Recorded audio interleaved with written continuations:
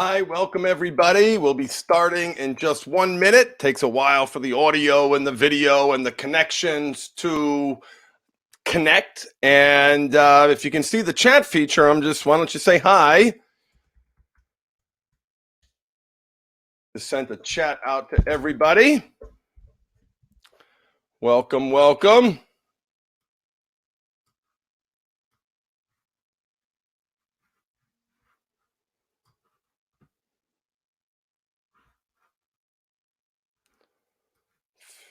Feel free to post in the chat.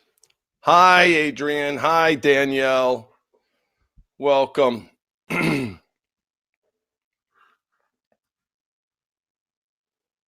Donna.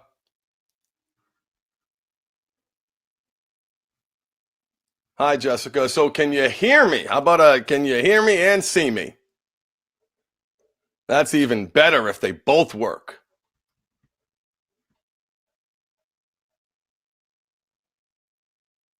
Hello, Josie. Hi, Kelly. Wonderful. All right. Let's see. We've waited 2 minutes, so let's get started. Please feel free to post any questions that you have in the chat. It's a little tricky for me to do both, but I'm going to do my best to look at the chat every so often and try to answer as many questions as you can. I've scheduled 45 minutes to get through this material. It tends to take a little bit longer, but I want to welcome you all to my webinar. And the name of this webinar, just to be clear, is what you must know about your partner's compulsive sexual behavior. And the goal of this webinar is you leave this with information that's actionable, that helps you manage the terrible, unfortunate, traumatic, painful situation that you're in, where your partner has secrets around his sexual expression. He may have lied to you repeatedly. You've been gaslit. You've been, told that you say the sky is blue and tries to convince you that it's green. And before I get started, I also want to say sorry.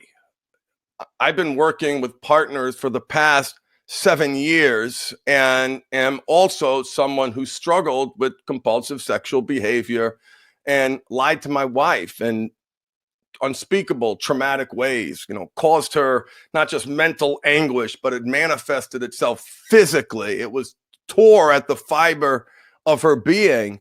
And many of you have been traumatized. And quite frankly, that's how we treat the behavior is from a trauma perspective. You're sick to your stomach all the time. There are physical manifestations of his lies.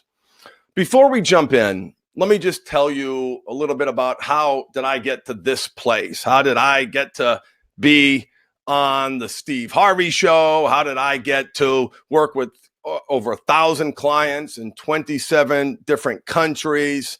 And how I've developed this reputation that I have as someone who, the person of last resort.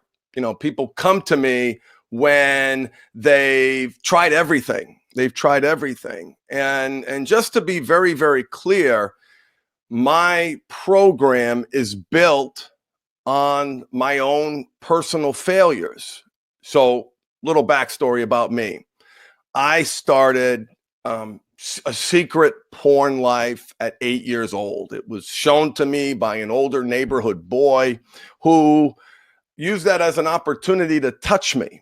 And of course, I kept that a secret from my parents. So as I progressed, successful on the outside, there was this dirty, dark, rotten part of me that continued to evolve. And it ultimately almost cost me my marriage, almost cost me my children, and almost cost me my life. So the porn was a secret. And then I started acting out. I cheated on virtually every girlfriend that I ever had. I was a compulsive liar about my sexual escapades. And I met the love of my life. In college, I met the most incredible woman who I knew from the moment I saw her that this was someone that I wanted to spend the rest of my life with. And I'm so honored and blessed and privileged to be able to say we just celebrated our 20th wedding anniversary, and we are happier than we've ever been. But it wasn't always that way. Since very early in our relationship, I had this secret sexual side. I acted out with pornography. I acted out with prostitutes. I had affairs with people in the office. You name it, I did it, and I kept getting caught. She caught me once in my 20s, once again in my 30s, and I was always able to say, I will never do it again. I will never do it again. I certainly could appreciate the harm that I was causing her, but it kept happening again. And at 39, I got fired from one job, not because I was acting out. They didn't catch me doing that, but I wasn't performing at a level that an executive at $1 billion company needs to do. I got fired. I wasn't getting the job done. But I'm the comeback kid. I got a better job. I moved my family cross country to California to take a job for $1 billion insurance company, biggest job of my career. Within 8 months, I was in an inpatient facility, locked down for 3 days because I sunk so low. I was so disgusted with myself. I tried to kill myself. Prostitutes, pornography, adult bookstores, you name the shameful, disgusting behavior, I've done it. And I tried to do what they told me to do. I went to therapy, I went to counseling, I went to meetings, but I kept finding myself back in the same cycle again and again, and devastating. The one person who gave me my children, who helped me in such incredible ways. We were like this perfect couple in so many ways, and I was throwing it all away, and I was devastated, and I knew that I had lost my job. I knew the gig was up with her, and so I made a feeble attempt at trying to take my own life. And I'll never forget this. My wife, well, listen, let me before I paint her in this altruistic way, she stuck by me early on because I had to get back on my feet. I had gotten fired again. Another big company had fired me. Our lives now have dramatically changed. There just weren't that many jobs available for me, and I was the provider. She was a stay-at-home mom. It was my job to put food on the table, and I had gotten fired again. So she said to me, I am going to stay with you till you're back on your feet and it is over. That's what she said. She wasn't freaking out. Well, she did in the beginning, but eventually she got to this place where it was like, you do whatever you got to do. I am done. And I got to tell you, that was the scariest moment of my life. And I swore to myself that every second that I was with her, in her presence, I'm now unemployed, I'm home, I'm going to do everything I can to win her back, to show her that I can be empathetic, that I can show love, that I can tell the truth. I mean, forget about lying about my compulsive sexual behavior. She'd ask me, Craig, did you take out the trash? Yes. No, I mean, I lied about everything. And we're going to talk about that later on in the program to help you understand the reason for the lies. And we're going to get to that. And so I swore that for every second that I was with her, I was going to prove to her that I could be the man that she married, that I am the man that she knew I could be. I knew he was there. So I made a decision. I had to do things differently. I could not do the same thing I had done before. What more could I do in talking about my mom and the abuse and the sexual abuse and the challenges and I had done it before.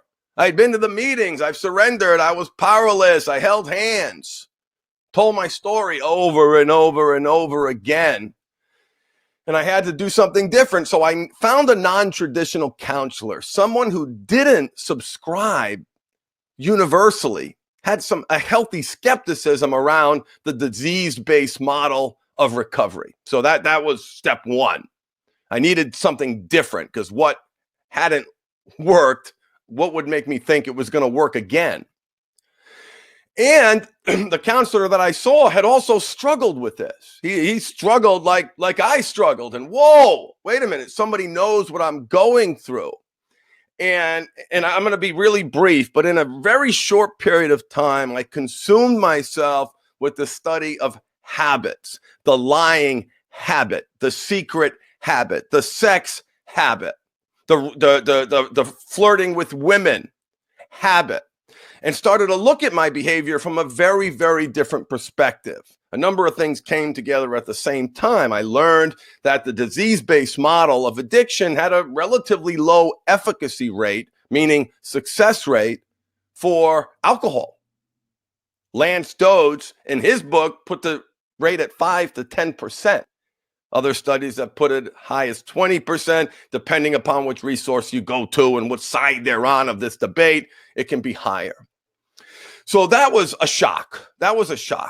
And I knew a little bit about mindfulness, but that hadn't made its way into any of my therapy or counseling. So that began to consume me. And I began to look at other areas that would help me get to where I wanted to go quicker. Well, to make a long story short, in a very short period of time, my counselor saw a gift in my wife and I. My wife really started this whole thing. She started a blog, Mishka, Wife of Sex Addict. And she started to share her journey and the challenges that she had with the codependent model, being called an enabler, being criticized for staying. And she started to share her story. Then the Anderson Cooper came and she was on Anderson Cooper. Then we both went on Katie Couric. My therapist hires me. I'm now working with people and fast forward almost 10 years, here I am today. I've worked with over 1,000 clients in 27 different countries. And so I'm just gonna leave you with my story there and let my word speak for itself, because I could go on and on about the backstory, but you're not here for that. And I've learned a lot about driving results in men over the course of the past 7 years. And I want to share with you some of those teachings. I want to help you understand why he does what he does. And let me be clear, everyone in my program, they've got to answer that question. Why are you doing what you're doing? If you don't know the answer, how are you going to prevent yourself from repeating those same mistakes later on? If you don't, why? Oh, I got stressed. The blocking thing came off my computer. Like, come on, amateur hour. You need to understand why, and we're going to talk about that. I've also learned a lot in working with partners. It has been truly, truly a privilege to be able to take my mistake, my failures, and help these partners move them forward, because we saw a lack of resources, my wife did, for the partners. There wasn't much out there. It was either a 12-step codependent, and that might have been it. And every therapist she went to wasn't empowering. So that powering, that's why we created the Partner Empowerment Program. And I'll talk about that in a little bit. But the goal is to help you better understand your partner's behavior so you can make better choices. The inspiration for this webinar comes from the partners in my group coaching program for partners. One of them asked me a question, and I was stumbling over my words, like, why is he doing what he's doing? And as I'm offering this explanation, the words are dribbling out. It's a mess. I mean, and then like at the same time, like a bunch of them said, just stop, just answer the question. But I felt so bad answering that question because I felt that I would be making excuses. No, we know you're not making excuses. Tell us why he acts like that. and they inspired me to just stop the censoring, stop worrying about if I'm going to make someone feel bad, and just tell it like it is, how I've seen things over the course of the past 7 years. So Christina, who's here, Melissa's who's here, thank you. This webinar wouldn't be here if it wasn't for your inspiration. Now, let me say a couple things about what I'm going to talk about. Number one, I am making generalizations, habits and patterns that I have seen over the years again and again and again. It clearly can apply to everyone. Treat it like a buffet. Take what works for you, throw away what doesn't. But I predict that you will find a lot in terms of connecting with what I'm sharing with you today. And one of the first things that I want to share with you today is why he treats you like you're his mother. So everybody in the chat, you let me know if you sometimes feel like his mother to this man-child, and does he treat you like his mother? Give me a shout out in the chat, yes or no. If he treats you like his mother. And I want to see your thoughts on that, because I find that is a very, very common denominator. And I'm seeing one no and yes, yes, yes, yes. So for those of you who don't feel like that, I would be shocked if he wasn't projecting mother onto you. Like that would literally be a massive, massive surprise, just because I don't think I've ever seen that, where the man wasn't projecting authority onto his wife. So just putting that out there again, I'm going to not repeat this caveat over and over again, but I'm making generalizations. Clearly, they can't apply to everybody on the planet, right? That just wouldn't make sense. Like I said, treat it like a buffet. So so when I talk to the partners, and we did this today in our group coaching call, I asked them, I said, here's the power dynamic. And if you can see my hands, there's one up and one down. Where do you feel you are in the relationship after catching him again? So the women told me almost universally, I feel like I'm in the one down. I have been lied to. I have been manipulated. He is selfish. He only thinks of himself. So let me know in the chat if you feel, if there's a power dynamic in your relationship and you feel like you're in that one down position because of his selfishness, because of his lies, because of the lack of help that he provides around the home, for all those reasons. Well, I want to share with you something that is very interesting. And again, not making excuses. He feels like he's the one down. Virtually every single man that I have ever worked with feels that he is in the one down power dynamic. And here's why. Let me explain to you why. And please don't hesitate to ask any questions in your in the chat. And I note one comment here. Yes, you feel like your intelligence has been insulted. When you catch them, like it's the most, oh my God, and when you had a feeling all the time, women can sense these things. Women can sense that disconnect. They can sense that something is off.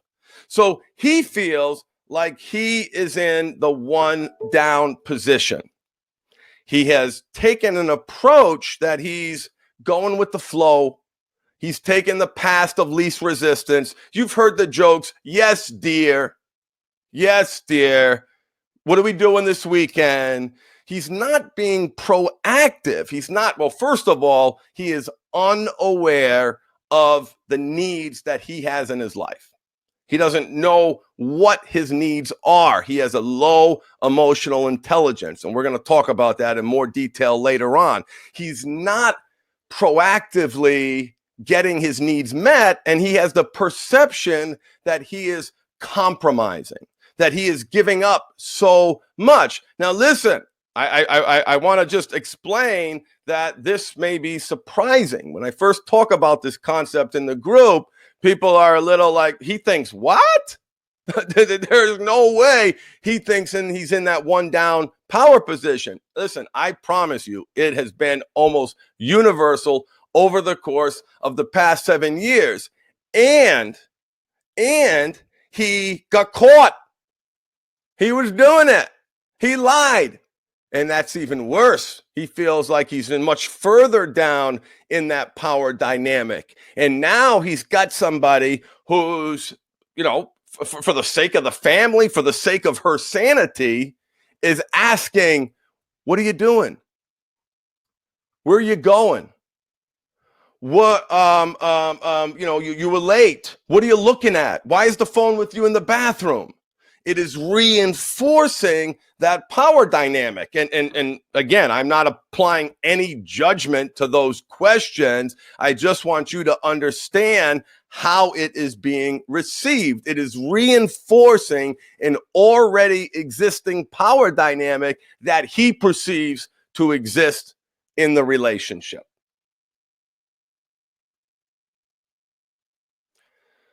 So it's important to understand that, because a number of my partners, clients that I work with tell me they feel like they're living with a man child. And I see one in the comments, he expects me to mind read.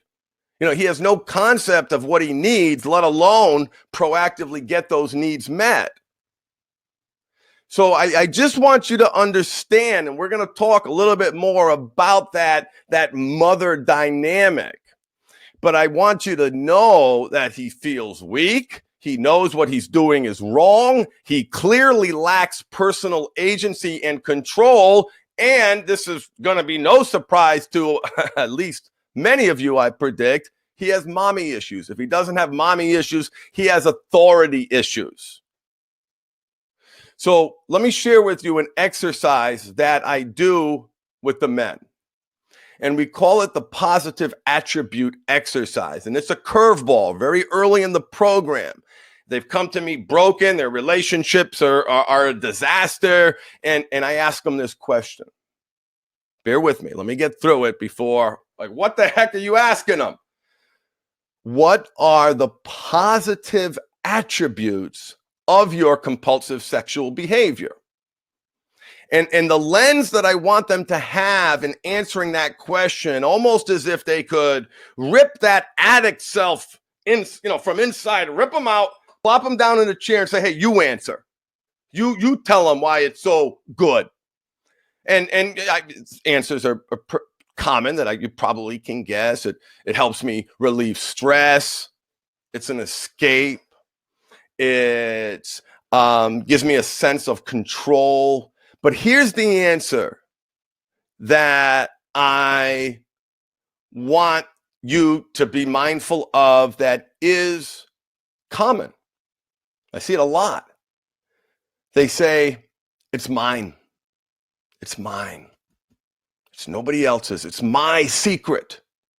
It's something, it's the I hear this, not as often as I hear it's mine. It's the one escape that I have in my stressful life.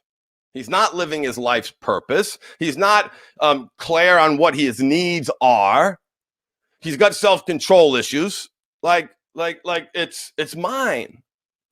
And so that ownership that they've taken over this thing is, it's why can't they quit? We're going to talk about that in a little bit.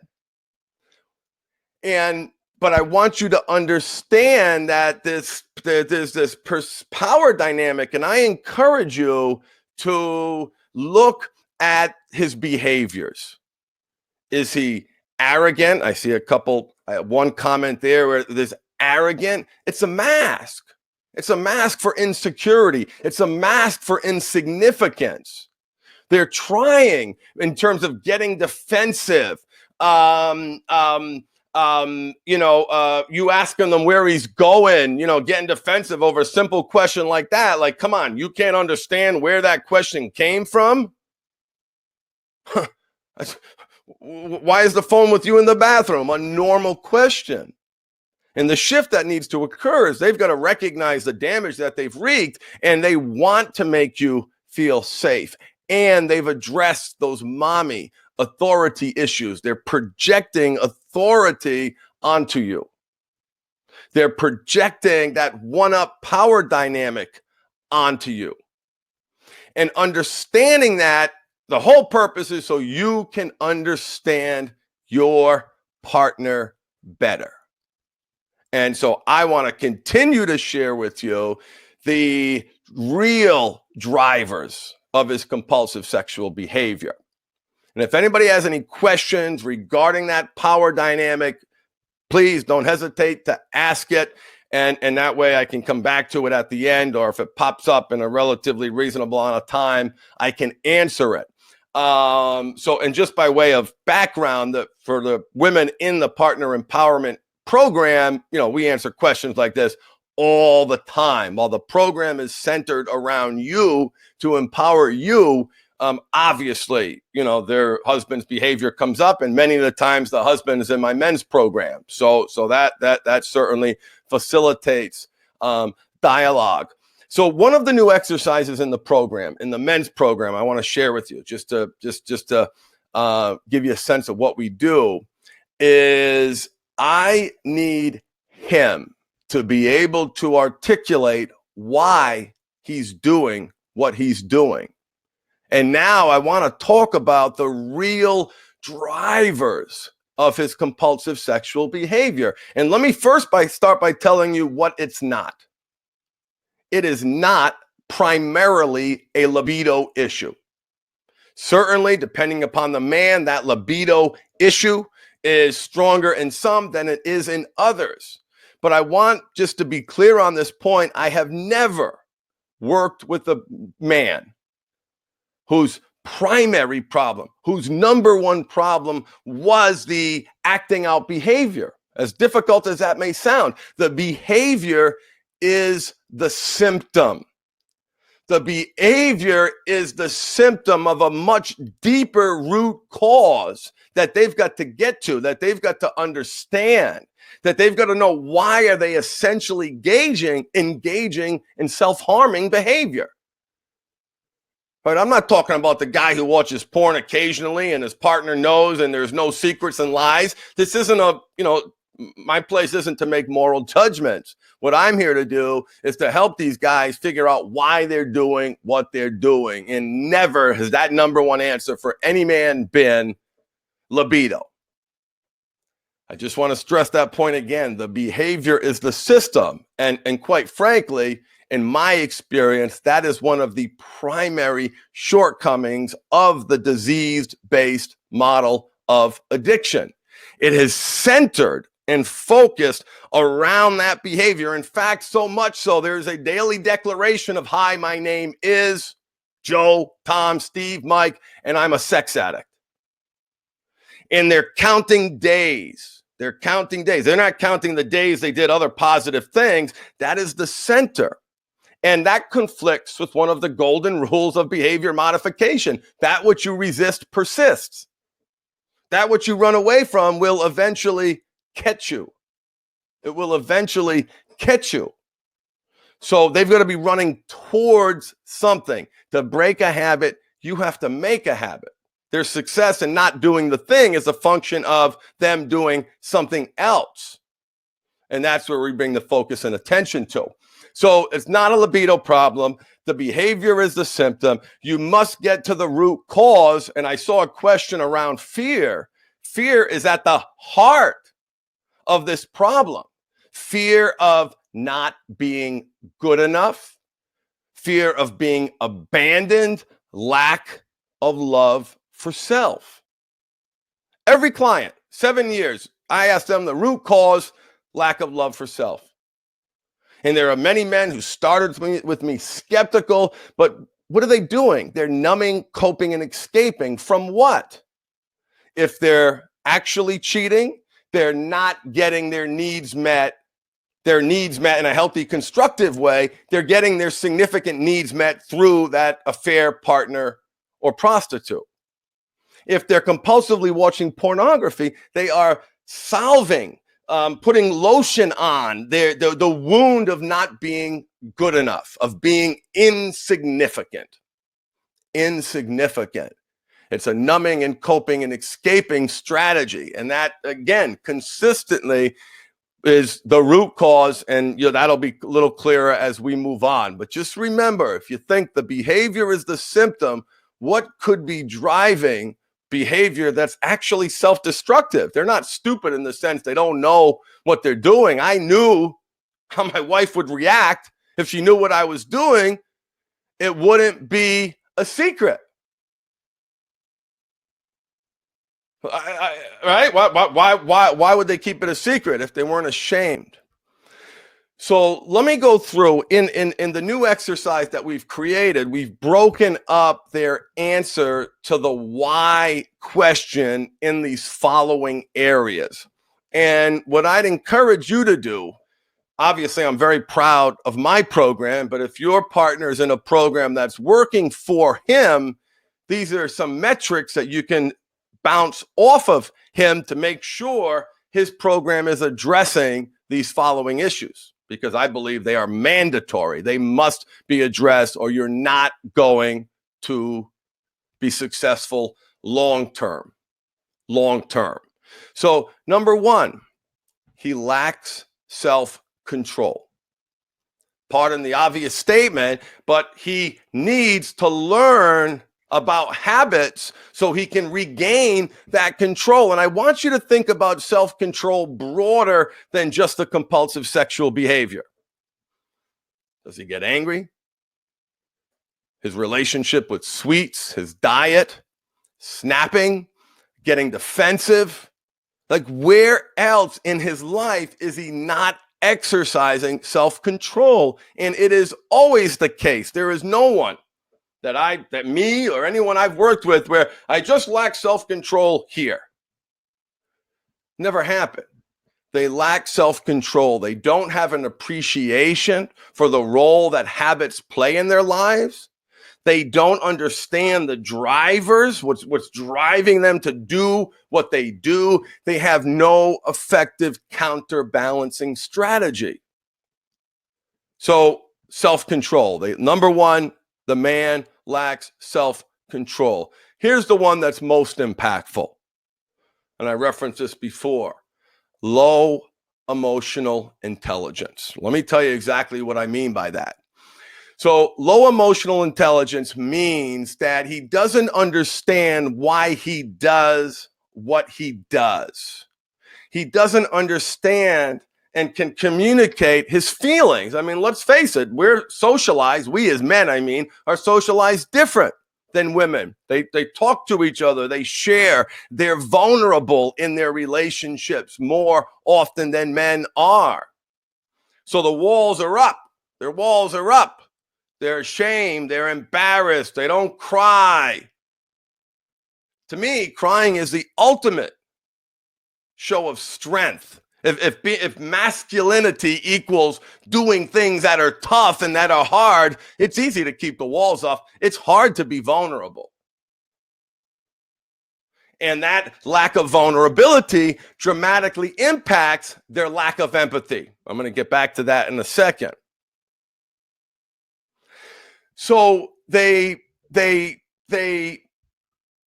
They have low emotional intelligence. They don't know why they do what they do. They don't understand the impact of their childhood on their today. They don't know what their needs are, and they're therefore unable to get their needs met in a healthy, constructive way. And that's critical because all of their negative behavior, all of my negative behavior, was a function of my unmet needs. And I want to say that again, just because it's really, really important.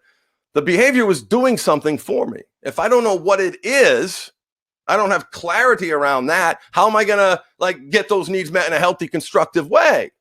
This is better called, here's a phrase I like, intimacy disorder. This is a disorder around connection. Why the inability to connect? Why does the energy flow in this unhealthy way so naturally? And why is it so hard for it to flow in this way? Another great name that I heard someone called a sexual authenticity disorder. They are not authentic in regards to their sexual expression. That's been getting corrupted since they were 8 years old, 9 years old, 10 years old, watching pornography, not learning about healthy sexuality. That is not something that's modeled for us. So they lack self-control, they have low emotional intelligence, and they have an unhealthy sexual self. That part of them, their sexual health is unhealthy. And let me explain that to you in a little bit more. For the overwhelming majority of men, they see porn differently than you do. You, the partner, do. When I hear this so often, the partner, you say, porn is cheating. And he says, no, it's not cheating. And then there's a fight over whether or not porn is cheating. Throw it in the chat box, a yes or a no, if you've had an argument with your partner about whether or not pornography is cheating. Put that in the chat. I want to see who here has had that debate. And see, here's what I teach my guys is, first of all, you're always going to lose that argument, brother. Why? Because someone else feels differently about this part of yourself, about how sexual energy should be expressed in the relationship. You're saying, she says it's cheating. You're saying, but I didn't physically touch anybody. You're cheating, but I didn't physically touch anybody. And that circle goes around and around and around. And there's a reason for that belief system, why initially it is very difficult for men to get their arms around that concept. One, pornography has been part of the fabric of his life since he was a kid. We are socialized on porn. It is a rite of passage for pornography, seeing that first picture, seeing something that you know you're not supposed to see. Maybe with that evolution, there's a culture of religious shame that is permeating these feelings that he's having, and there's no one to talk to. There's no one to share it with. So someone else fills that void, and that void is pornography, right? So it's been the fabric of his life since he was a kid, right? The other rationale, well, listen, it doesn't involve anybody else. It doesn't involve anybody else. But here's the part they're missing. They're not showing up for their partner. They're not showing up sexually. Many of them are impotent, unable to be unable to perform with their partners. How do you tell me that that's not cheating, brother? Like you're all that energy is going over here. It's not going towards your partner. See, it's very different in his mind, that how the role that pornography is playing in his life. And that's part of the positive attributes. Well, it's an escape. It's fun. Who doesn't like to look at beautiful women? It helps me deal with stress. It's mine. Right? There's reasons why he's doing what he's doing. And so one of the important exercises is for men to understand. Whenever I hear my wife says it's not cheating, how do I convince her it's not cheating? You don't convince her that it's not cheating. You learn why she thinks that. You learn why she feels that way. And that's a tip that I encourage you to use in talking to him. If you're getting stuck, if you're hitting a brick wall with that cheating, shift from what that word, because he's defining it narrowly, you're defining it broadly, as to why you believe that. What are your belief systems that underline, that support your values and your morals and your feelings about sex?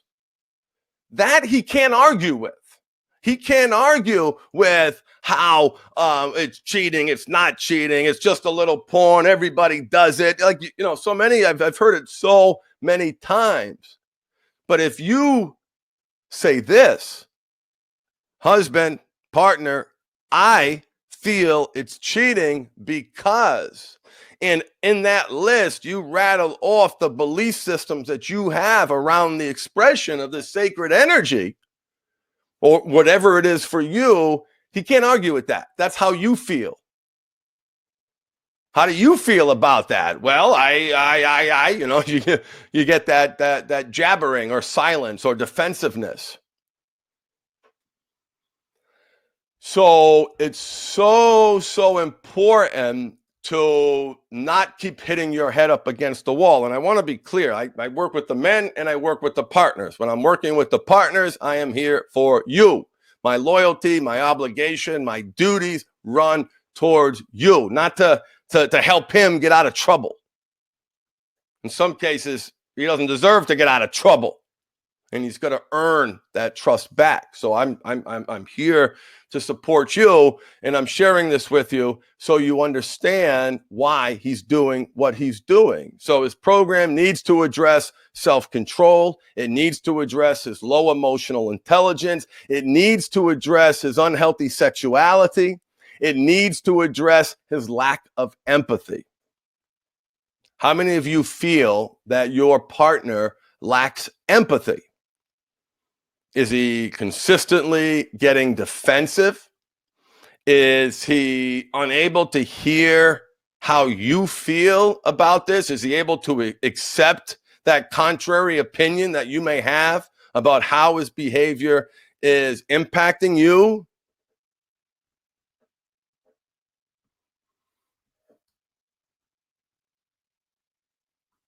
And let me be clear that I'm not saying it's not cheating.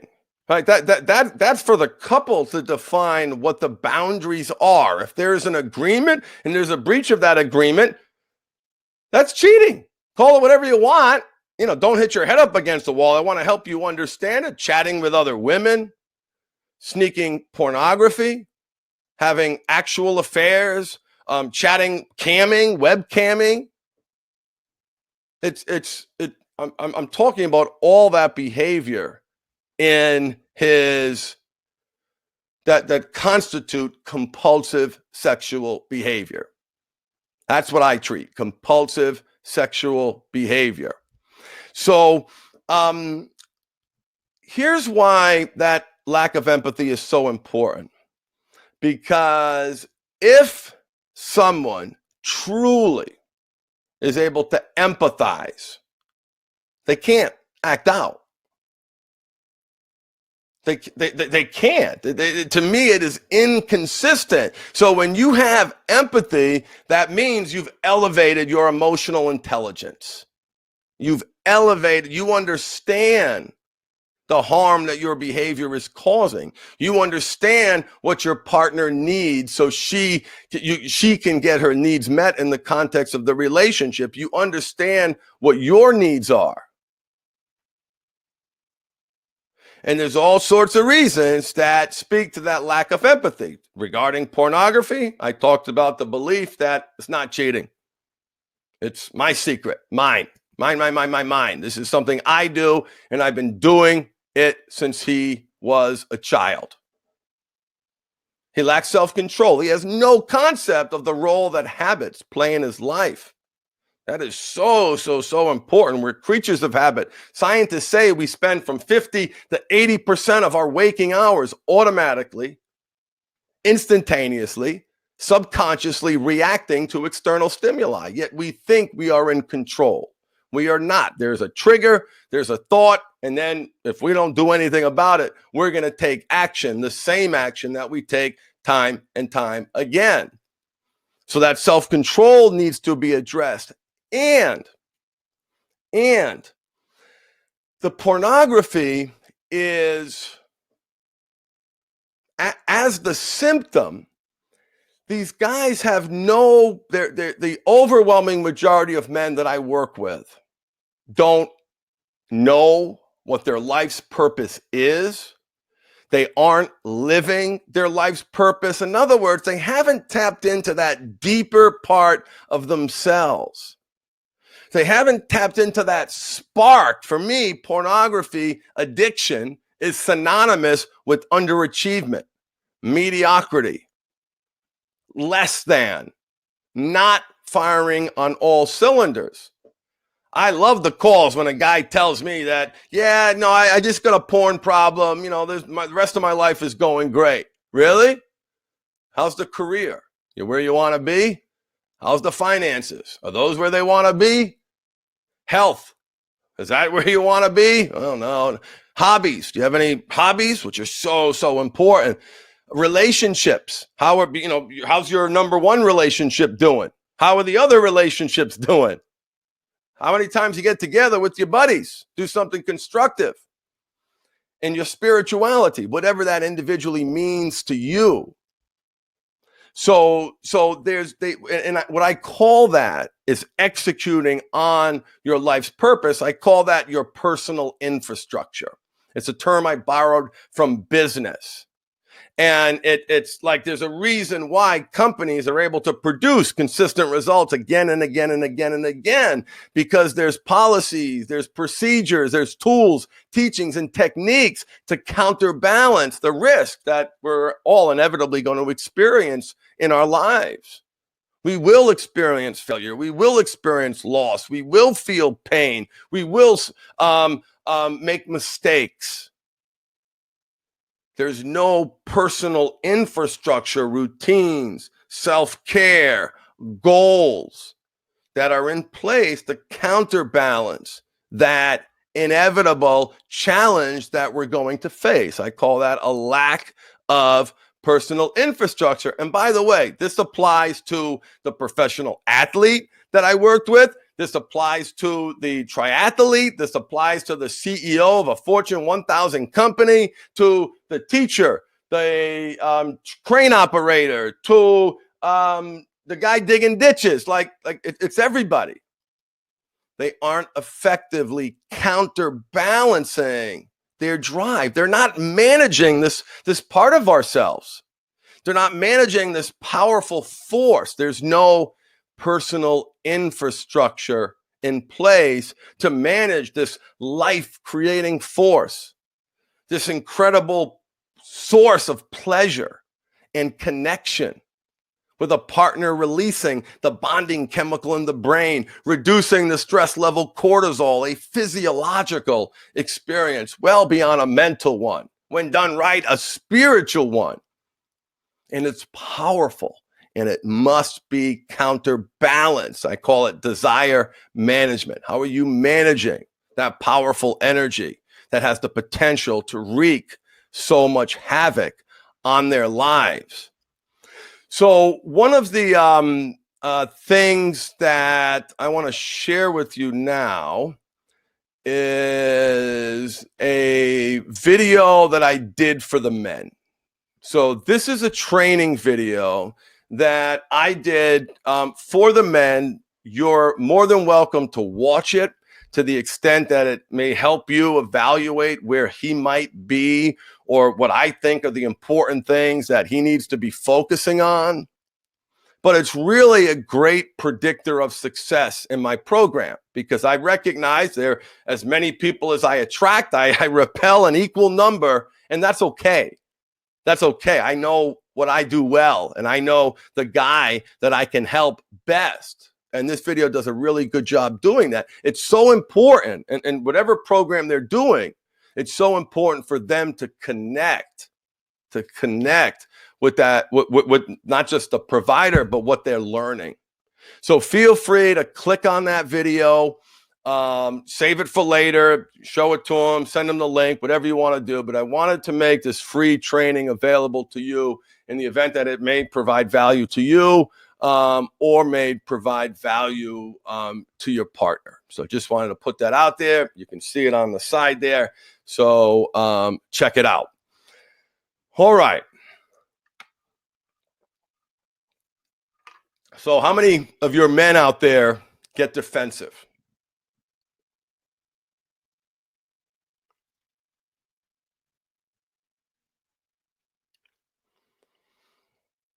How many of your partners get defensive when confronted?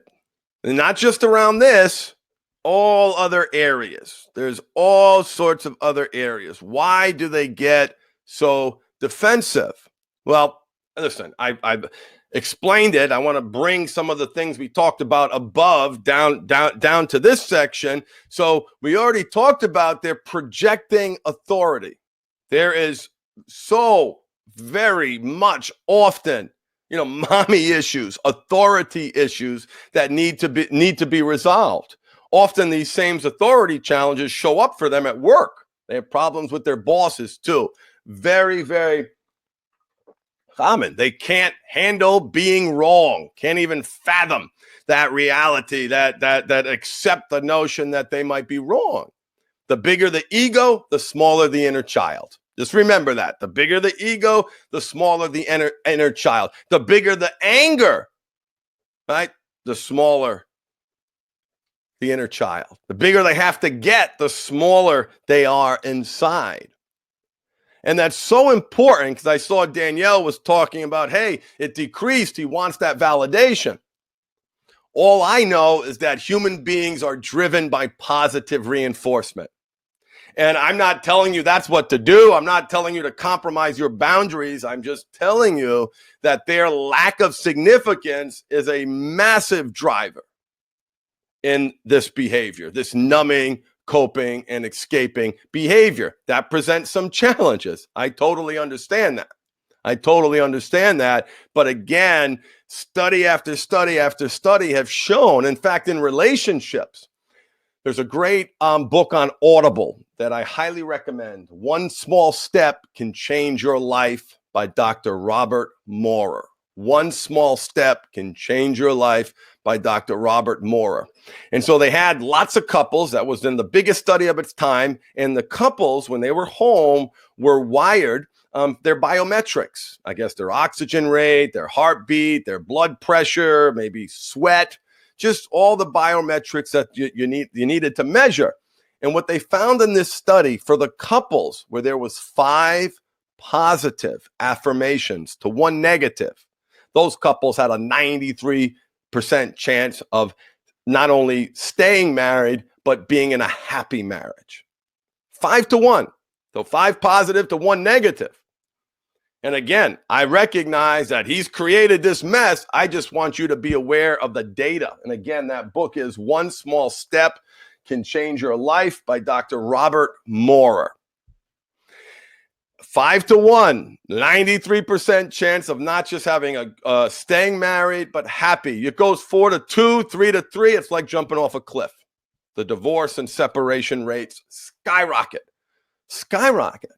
And why is that? Well, it's because we've talked about love and connection being a core human need. So is significance. Martin Luther King calls it the drum major instinct, to be noticed, to be recognized, to get attention. And so many of these men are getting that significance need met in unhealthy ways. Why? Because they don't truly feel it on the inside. That lack of significance is a major driver of his unhealthy, destructive, compulsive behavior. So as a result, he gets defensive. He's ashamed and embarrassed. He's projecting mother or authority onto you. Low emotional intelligence. What does that mean? No idea why he does what he does.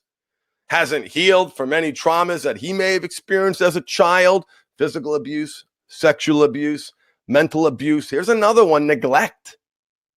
Neglect, that's just important as those other three. The absence of, in many cases, can be more impactful than. I saw an expert give a speech on child development, and someone asked her a question in the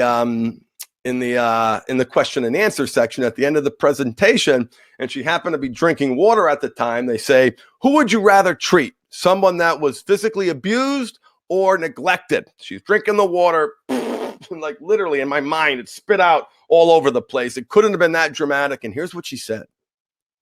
Oh, definitely someone who was physically abused. That child got attention. So I'm only sharing that with you because it's a blind spot for a lot of people. Nothing happened. Everything was fine. Yeah, my parents got divorced when I was 10. Oh, have you seen the data? The challenge that the children of divorced parents have? Hey, it's Google it. You'll find it. And that neglect is an impact. So I'm just sharing that with you so you can maybe help him see some of those blind spots and direct, what he needs to be working on. So low emotional intelligence, doesn't understand, hasn't processed, hasn't healed from the physical abuse, mental abuse, sexual abuse, or neglect, or wherever he is on that spectrum. Right? We're creatures of habit. Where do you think those habits come from? Most of them come from childhood, from the events that occurred and the culture and environment in which those events occurred. We're programmed. I know it's not the best analogy, but the point being that these habits, how we connect, how we bond, how we trust, how we share, our relationship with the truth, that was put in motion a long time ago. Again, not an excuse, but a simple reality. So their reaction today, and they're getting defensive, is a legacy of that. It's related to that. And listen, I've got men who've come to me after years and years of therapy. They like me, they could have written 3 autobiographies. But here's the part that's so often missing. They don't have an awareness of how that past is manifesting in the present, the habits and belief systems that those experiences and events have caused. So that's why he's getting defensive. In addition, he knows what he's doing is wrong. He doesn't want to get in trouble, right? Just notice the language that your partner uses. Does it sound like he's talking about a wife or sound like he's talking about a parent? I don't want to get in trouble. Just the childlike language. Pay close attention to that. And the fact of the matter is, this is why that, when I hear, listen, let me stop right now. I need to give my self-serving statement announcement. Whenever I say something self-serving, I like to acknowledge that. And this one is that. Why I have a program for men, so of course this benefits me. Why he can't quit on his own and needs professional help. Because there are too many blind spots. They can understand the book and what they read, but they aren't able to internalize it if they don't have a professional helping them understand why they do what they do and how that reaction is manifesting itself in the present, what unmet need is not being met that prompted the reaction, and what to do about it. That's important. That's really, really, really important. And so if any of you are struggling, and let me know in the chat if you're in one of those relationships where my husband says, it's not a problem, I don't need to get help, or I'm not in addiction, fighting over whether or not he actually has an addiction. Let me know in the chat if any of you are struggling with that, because that's something else I see all the time. Excuse me, often. So he is always going to have a response to the quizzes you give to him, to the information that you provide to him, to convince him that it is an addiction. He's going to have a response every single time. You're since I've seen this happen for years with couples, just assume that you're not going to win that point. You're not going to convince the stubborn son of a gun that he has an addiction. Shift your focus. Focus on your feelings. Focus on your unhappiness. See, synonymous with porn addiction is underachievement, mediocrity, not firing on all cylinders. Like that's what this is. This isn't, oh, I've got this porn problem and everything else is going fine. I have never seen that, and I know I'm never going to see that. Why? Because porn is synonymous with underachievement, mediocrity, malaise. At best. That powerful energy needs to be nurtured, curated, channeled, directed, desire managed, proactively managed.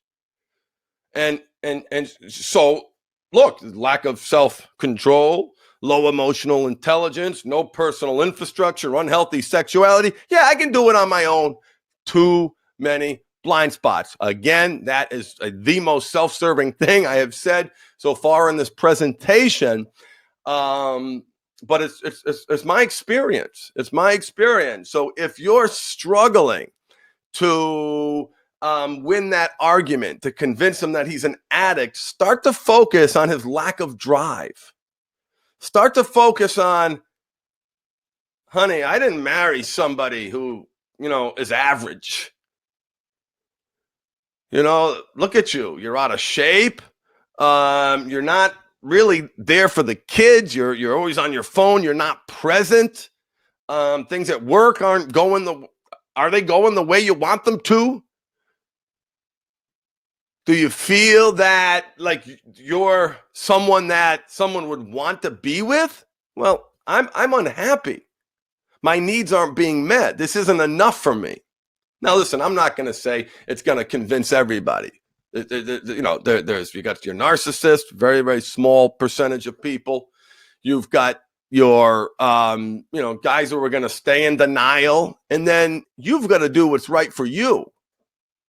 And we'll talk about this in another webinar, and we talk about this in the partner program. First thing, go to a lawyer, get a command of the finances, know your options, be empowered. Be empowered. It's never as bad as you think it's going to be. Know what your rights are. So that's, when he refuses to accept the reality that things aren't where that he has an addiction, focus on your feelings, focus on your happiness, a lack thereof, and start taking steps to better yourself. Take all the issues that he's complaining about off the table. Become empowered. You're not trapped. You've got to put yourself first. For so many of my partners, for the first time in their lives, they've got to put themselves first. They got to take care of their mind, their body, their spirit. And one of two things happens. But in both of them, you're happy.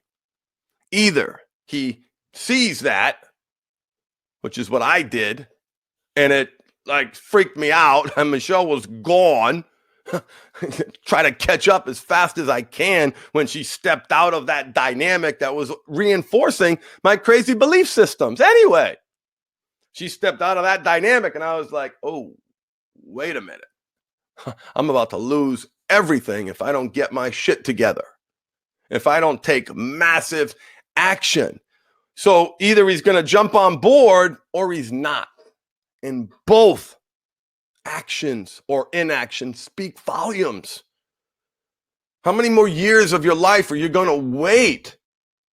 Because when you're happy, when you take power, when you take control, when you empower yourself, that decision to stay or go becomes much, much, much clearer. I'm not saying it's easy. Goodness gracious, no.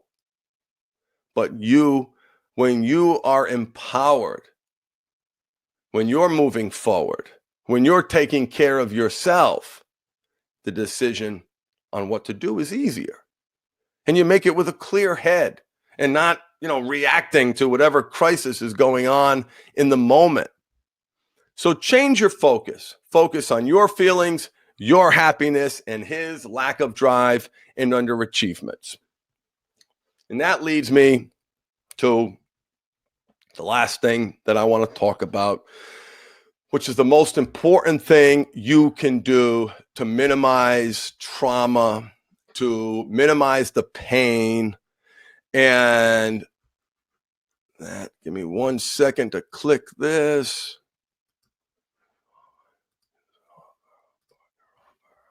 Publish. Is for you to prioritize you. To, just like I talked about before, to you start to take care of yourself, learning how to manage those triggers, learning how, and I like to hear this in the chat too. One of the other experiences that I found is that my partner clients have what I call stacked trauma on top of trauma. There's pre-existing trauma that's making this so much worse. So this crisis presents an opportunity to heal and to grow in powerful ways with community of other women who've taken the path to say, chosen the path that I want to move forward. I don't want to stay stuck in this place anymore. I want to learn how to heal from my traumas and what do I do about them when they pop up? These different parts of us wake up in response to the triggers, whatever trigger it might be, you taking control. So wherever you decide to do that, however you decide to do it, do it. You've got a therapist you love, rock that therapist. The challenge that I've heard from a number of my partner clients is that it takes long time. So what we've done here at the Mindful Habit, I've been obsessed with the results for, forever because of what I went through. There wasn't a program that was centered around like, here are the results that I want to create. Like you take a class, there's a clear path. So we built the Partner Empowerment Group. And let me tell you what we built it in response to, because this is important. So a long time ago, let me wipe my face here, excuse me.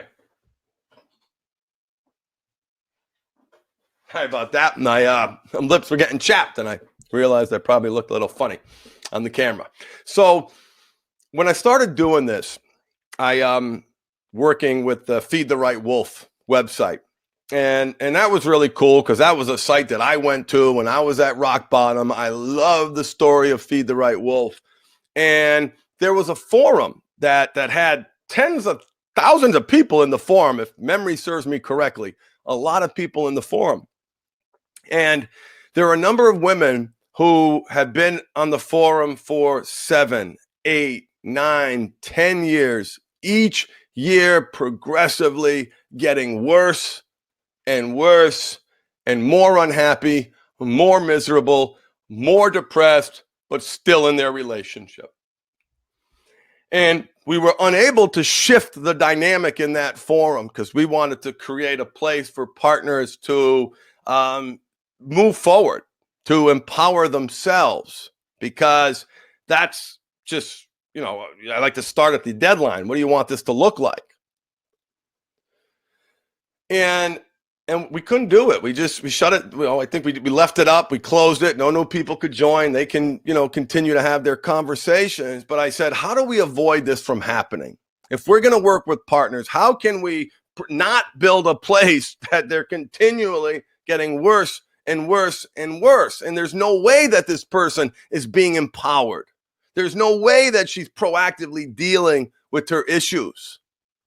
And so that was one of the primary reasons that we started building this program. We started building the curriculum for the Partner Empowerment Program. And so we have curriculum, we have videos, we have worksheets, we have a group calls, we have a forum for you to support each other and to get feedback from me. We have guest speakers. My wife, Michelle, is going to be going forward more of a regular speaker. She has stepped to the background to run this machine that we have here now. We've grown significantly over the course of the past 7 years, and someone's got to, captain that ship. So she stepped back in doing that, but she'll be joining on the calls, and also we'll be bringing a special trauma therapist into these group calls as well. Someone who has been through this herself, someone who was trained not only in the mindful habit system, the system that I created, she's trained in trauma.